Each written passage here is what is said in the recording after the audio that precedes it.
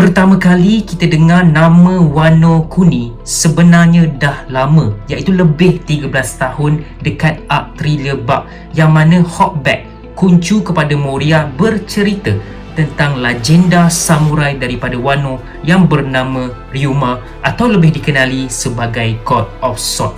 Sejak daripada itu kita tertanya-tanya, kita ternanti-nanti di manakah arc Wano ni. Setelah arc Punk Hazard yang kita belajar tentang Caesar Clown, kemudian kepada arc Dressrosa ada Don Quixote do Flamingo, juga kuncu kepada Kaido, kita tak sabar-sabar nak tengok arc Wano ni sendiri.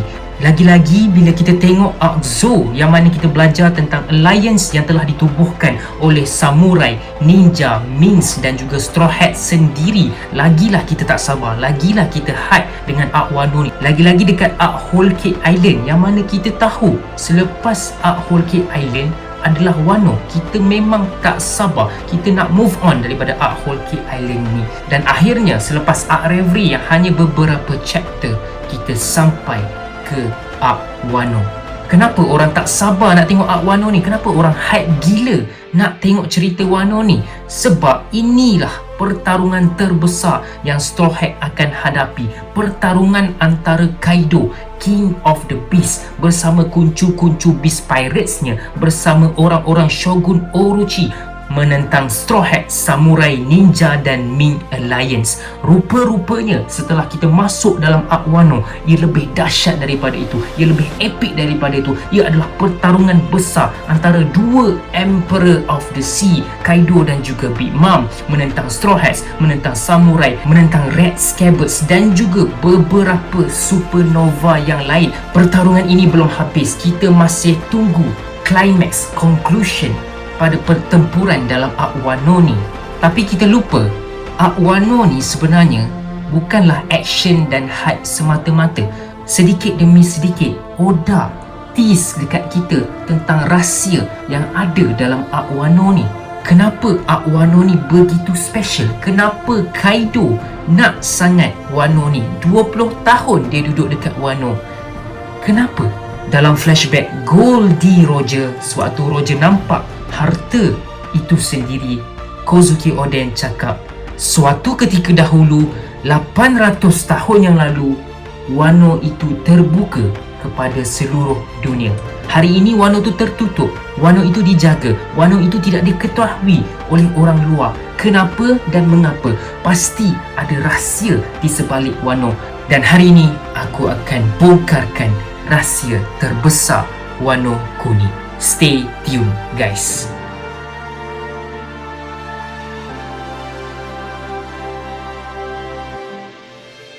Assalamualaikum nakama-nakama semua, bersama aku lagi Zafri dalam YouTube channel WeBro. Suatu pertama kali aku decide nak buat video menerangkan pasal teori Ohara, aku tak pernah terfikir pun yang aku akan buat sampai 4 video. Yes, ini adalah video part keempat untuk aku menjelaskan teori Ohara. No, kali ni it's more to another teori lah yang boleh gantikan sikit lah teori Ohara ni.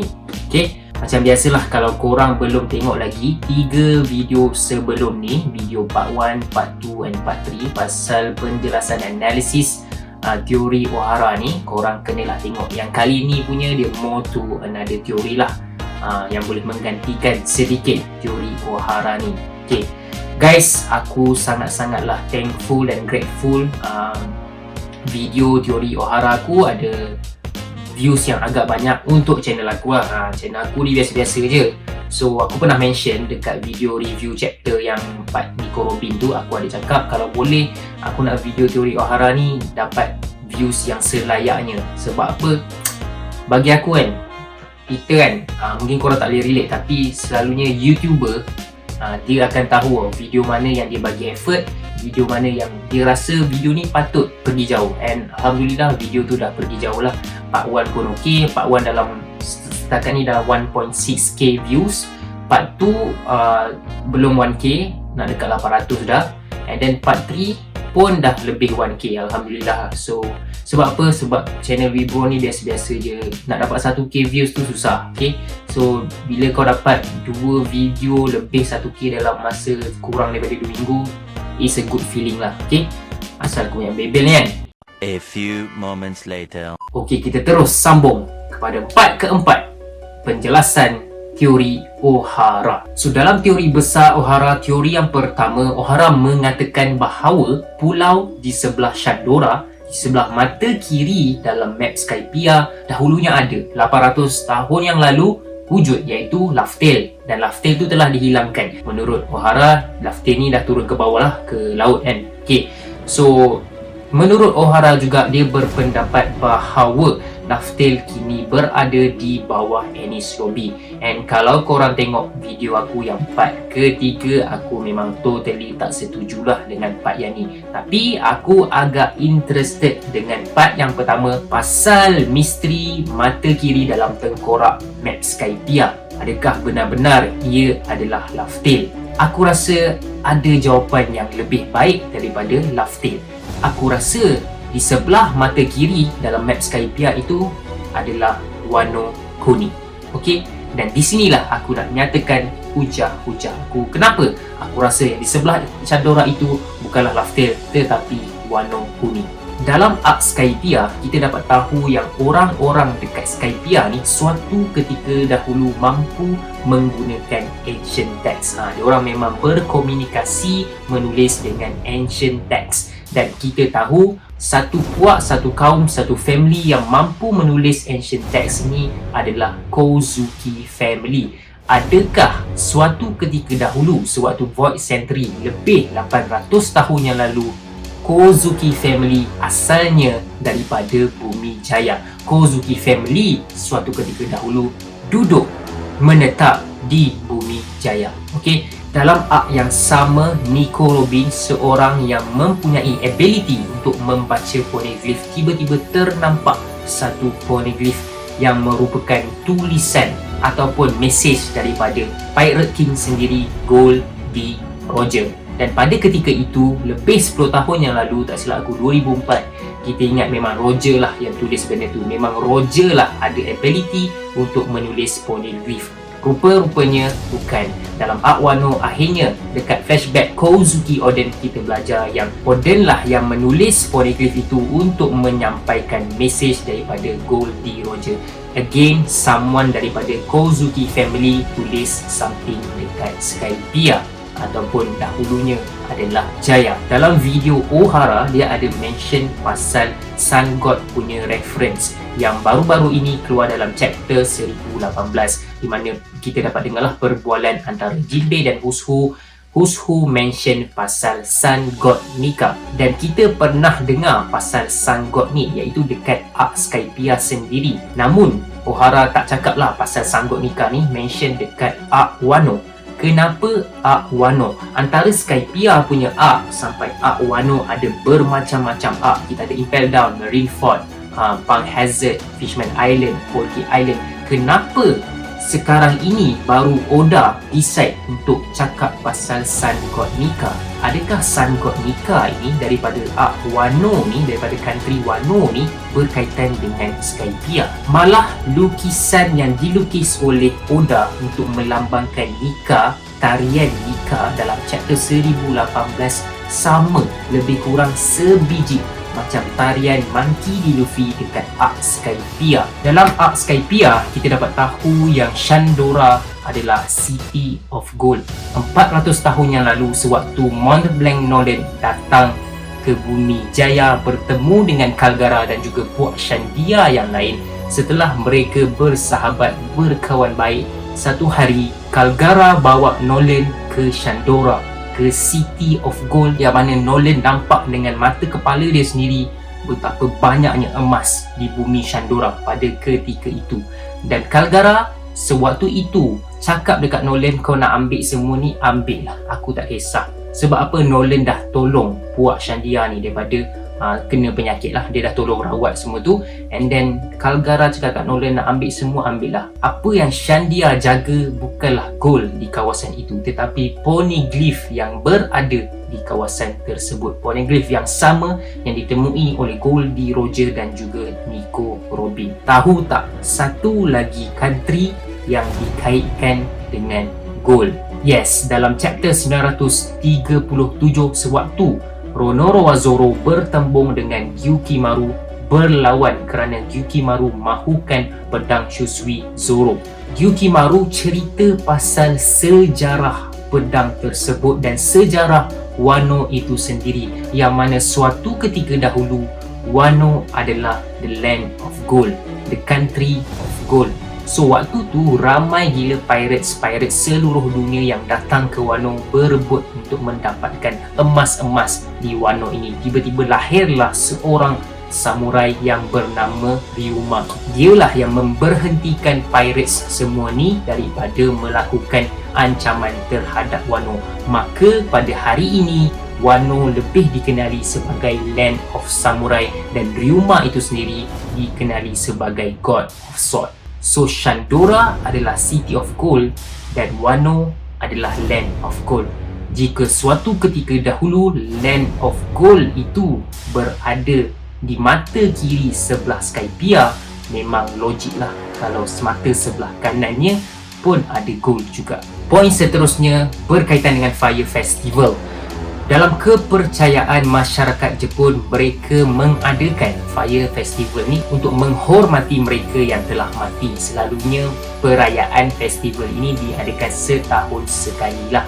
Dalam dunia One Piece pula, hanya ada 2 arc saja yang berkisahkan tentang Fire Festival ni.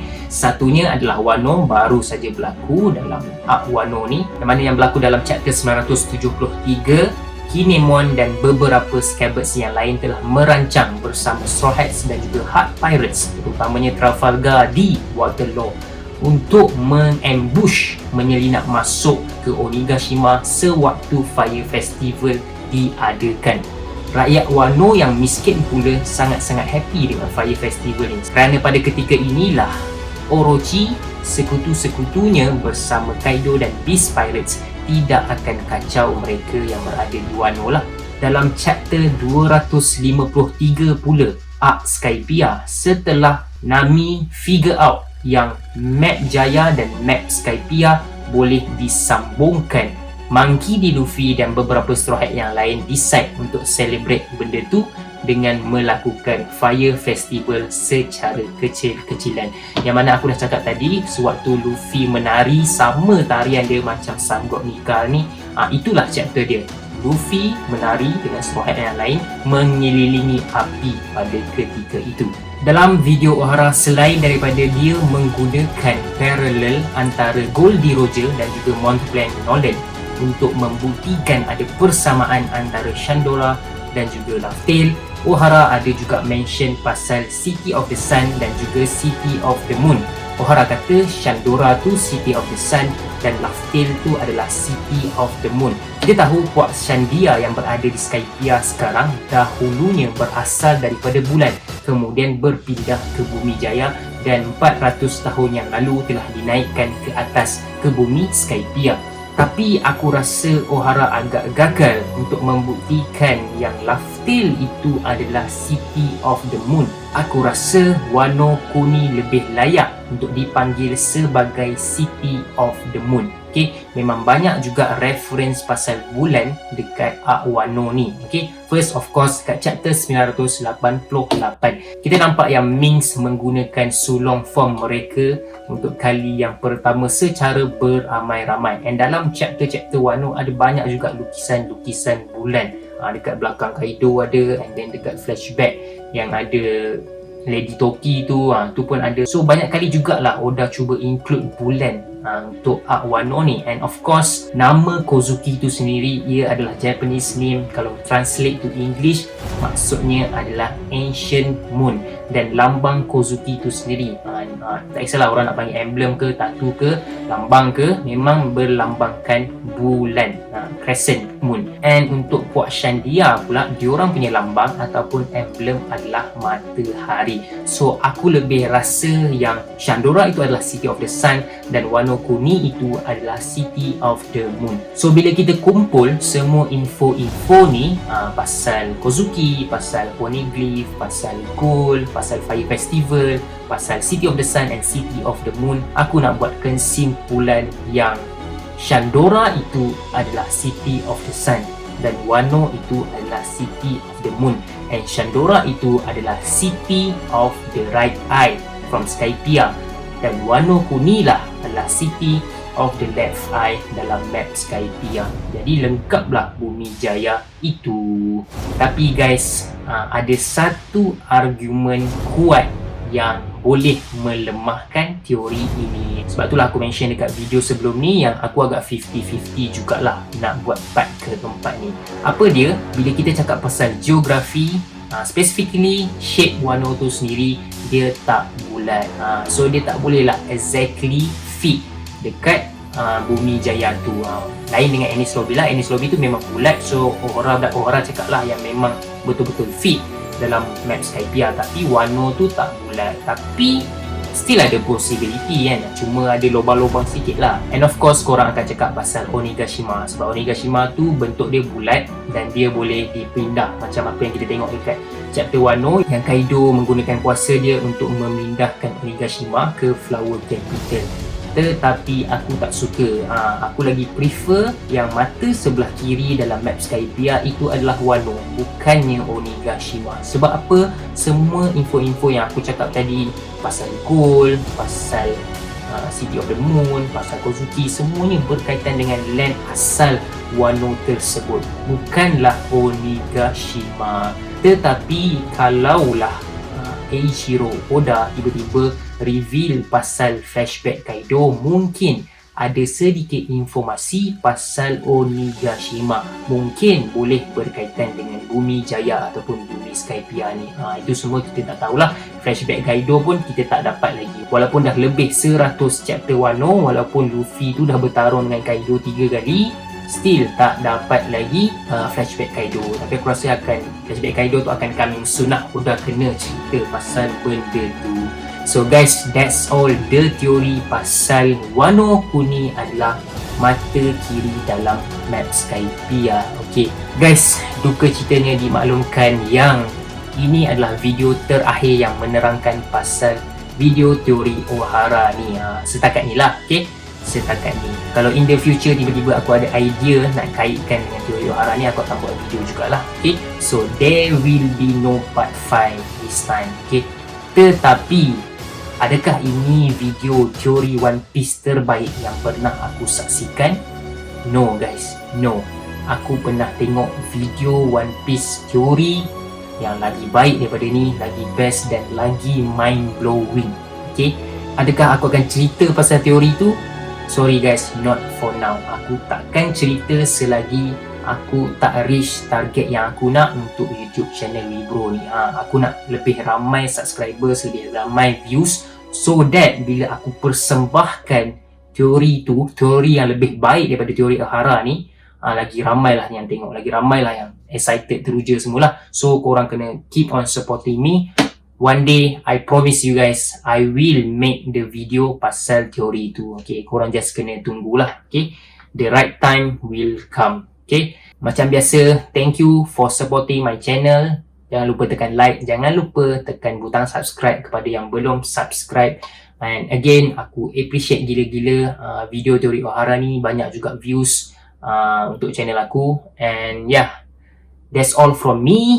Until then, my gang. Terima orang jangan ambil. So itu saja daripada aku. Kita jumpa lagi dekat video akan datang. Bye.